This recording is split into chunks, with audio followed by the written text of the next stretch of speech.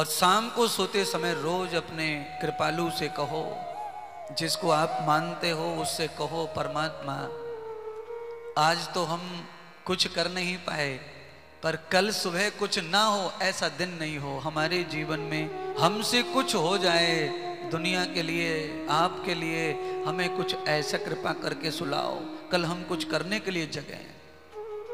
देखो रोज लोग जगते हैं किसके लिए? कमाने के लिए, हाउ हप करने के लिए लोग जगते हैं। और आप जानते ही होंगे, आदमी शहर में रहता है लेट जगता है, और ये आईआईटी के जो विद्यार्थी हैं कंपनियों में सर्विस करते हैं, ये तो लेट ही जगते हैं। तो इनका काम क्या है?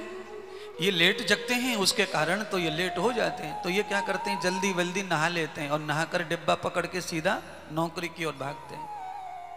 तो इनके जीवन में पुरुषार्थ का दिन कभी नहीं आता है, ये भागते रहते हैं, भागते रहते हैं। ऐसे और भी सभी नौकरी उद्योग वाले ऐसा ही करते हैं। पर मेरा कहना मानोगे तो फायदे में रहोगे, नौकरी भी होगी, बिजनेस भी होगा, धन भी बढ़ेगा। पर परमात्मा से रात को ये जरूर कहो, प्रभु कल का मेरा जो दिन है वो पुरुषार्थ के लिए होना चाहिए, मेरे हाथों से कुछ कर्म अच्छा हो, कुछ दान हो, कुछ पुण्य हो, मैं समाज में किसी के हित में आ जाऊं, किसी के काम में आ जाऊं, मैं किसी का काम ना बिगाड़ूं, किसी के आंसू ना निकालूं।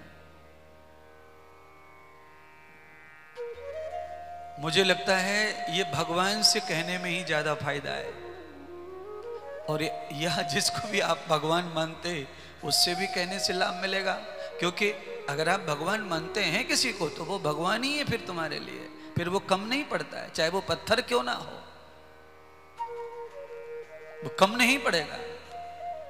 क्योंकि भगवान तो मान्यता का ही विषय है, वो कोई पहचान परिचय का विषय नहीं है। भगवान को सिद्ध नहीं कर सकता कोई, आज तक नहीं कर पाया कोई। सिद्ध केवल विज्ञान हो सकता है, ब्रह्म नहीं।